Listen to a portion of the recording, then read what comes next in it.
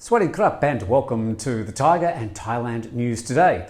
Well, the country is facing closure of all entertainment venues in at least 41 provinces.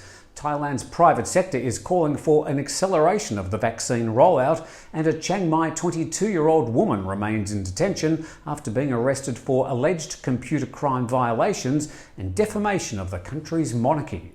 Meanwhile, we'd like to invite you to subscribe to the channel if you come here each day. That really helps us and it gets the word out to more people. Just click the little tiger down in the bottom right hand corner. I'm not even going to try and point to it because I always get it wrong. There's a lot to get through today, so let's get started.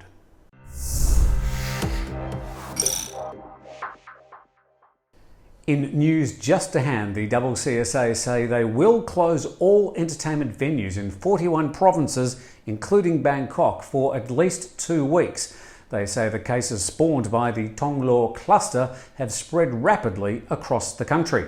Here's a full list of the provinces affected. I won't talk, I'll just let it go, and you can note whether you're affected by this list.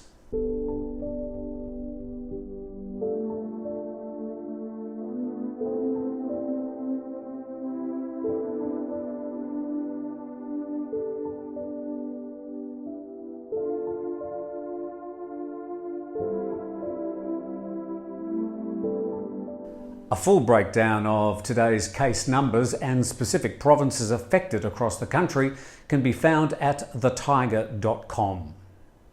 Representatives from Thailand's tourism sector have blasted what they say is an ineffective and disorganised national vaccine rollout. Operators say the scheme will not allow the kingdom to achieve herd immunity anytime soon, with tourism possibly affected by the third outbreak. Domestic tourism was starting to recover after taking a hit during the second outbreak late last year.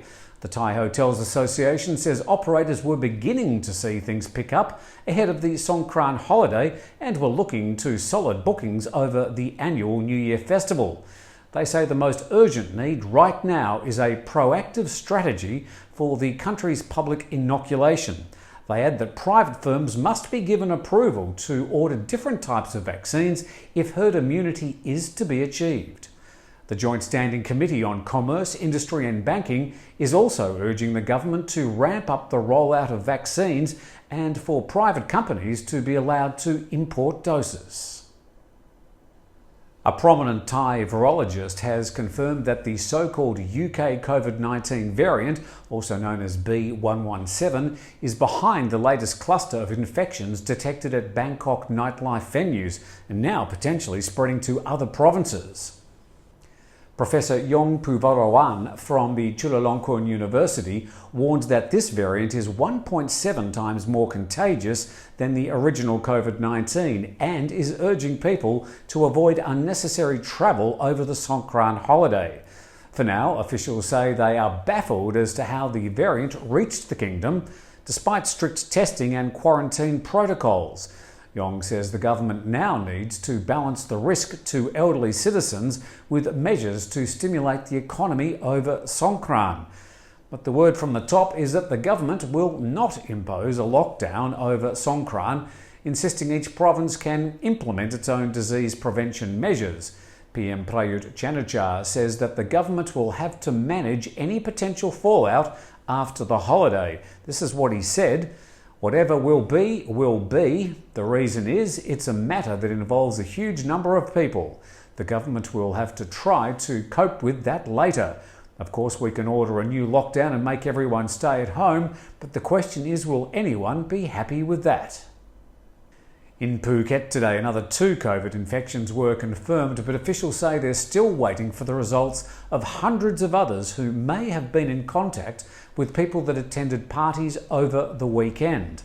The Phuket Provincial Public Health Office is asking people who attended any of the 3 main colour beachside parties, that's colour with a K, held in Phuket last weekend in any capacity to present themselves at the nearest government hospital. The 3 parties were held at Cafe Del Mar in Kamala and Illusion and Shelter in Bangla Road, Patong. The 8 infections reported in Phuket yesterday were the first for 103 days.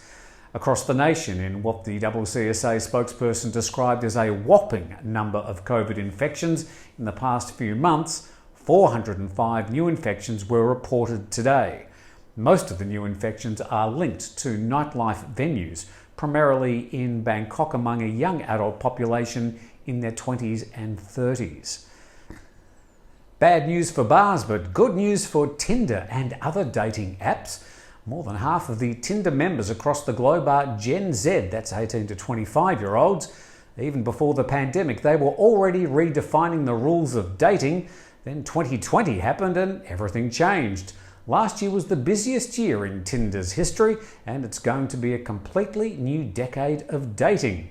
Gen Z also turned to video chats. Nearly half of Tinder had a video chat with a match during the pandemic, and 40% plan to continue using video to get to know people even when the pandemic is over. Tinder being Thailand's most popular dating app. A 22-year-old online salesperson from Chiang Mai is facing charges of royal defamation and other charges under Thailand's Computer Crimes Act for a Facebook post made last year.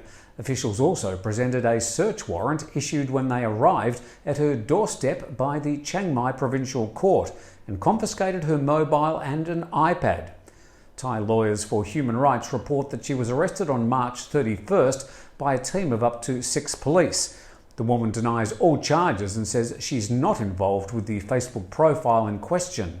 The court denied her bail and she was taken to the Chiang Mai Women's Correction Institution. Currently, 82 people are still facing charges under the country's lese majeste laws since November last year. Well, now time to whip around the country. Let's check the air quality for today. We won't be doing this for much longer as the wet season kicks in. The air quality certainly does improve and we won't need to do it, well, until next burning season around December. Here we go.